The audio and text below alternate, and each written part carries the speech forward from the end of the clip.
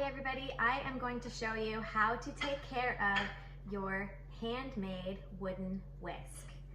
So wooden utensils require care in order to preserve them.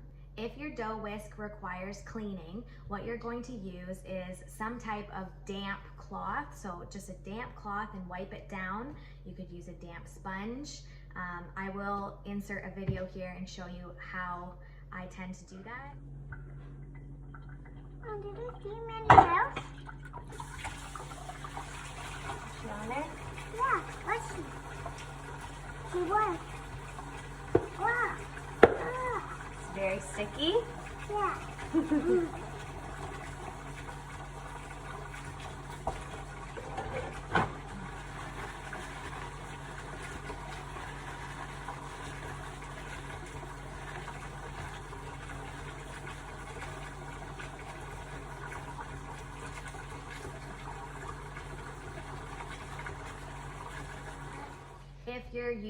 If you're whisking just some eggs or something, you can probably get away with just a piece of paper towel. If you just don't put it in the dishwasher, do not submerge it and soak it in water. You don't want the water to soak into the wood because that can cause it to crack. You want oil to stay inside your wooden utensil. It's much like a cast iron pan. So when you first get your whisk, what you're gonna do is just after each use, you're gonna give it a nice coat of oil and let it dry and soak up. So my whisk here, I have used it 5 times now, I think, in the last few days. I've done 3 different dough loaves with it, and then I've mixed some eggs and some other random things.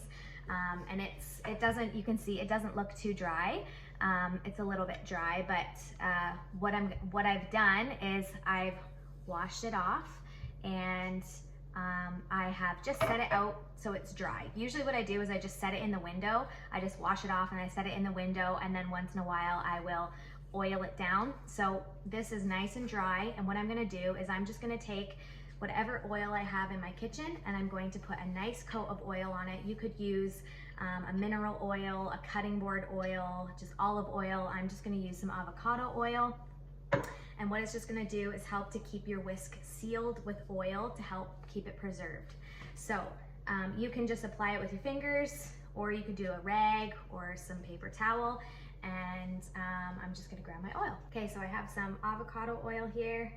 I'm just going to pour it right into my hands, and I'm just gonna dip it all within the whisk.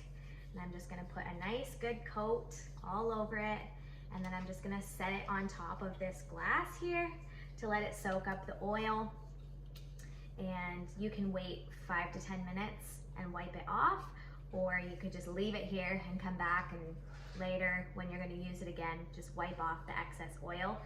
And so as you can see, if you take care of it, you really don't have to do this every single time you use it, but if you take care of it, it will take care of you and it won't be so much work. So I'm just gonna set it here. I wanna show you what you can do if your whisk starts to feel whiskery. So if it starts to feel whiskery, you've got it, you've had it for a while, and maybe it's gotten too dried out or something like that, what you are going to do, let me dry my hands off here. So just for the purpose of this video, I'm just gonna wipe mine off now so I can show you what to do if your whisk is feeling whiskery. But just look at how much nicer that looks, just even with that little coat of oil.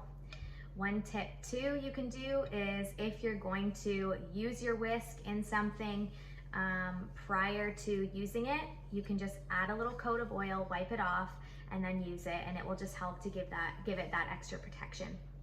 So if your dough whisk is feeling whiskery, it's feeling like it's catching, what you can do is take a smooth stone or something that is metal, something that's harder than wood, and smooth. And what you're going to do, this is called burnishing, and you're just going to press on the wood, and what you're gonna do is press and rub. So you're just gonna rub it. You can do this over your entire whisk. This isn't something that you should have to do all the time. And what you're gonna do is just get into all those crevices. A stone is easier if you just to hold and push, but I'm just using a kitchen spoon just to show you. But you just wanna apply pressure and rub on those spots, and it's gonna give it a nice, smooth, shiny look and just help to keep the wood conditioned. So if you have any other questions, comment below, let us know, and we hope that you enjoy your handmade wooden utensils.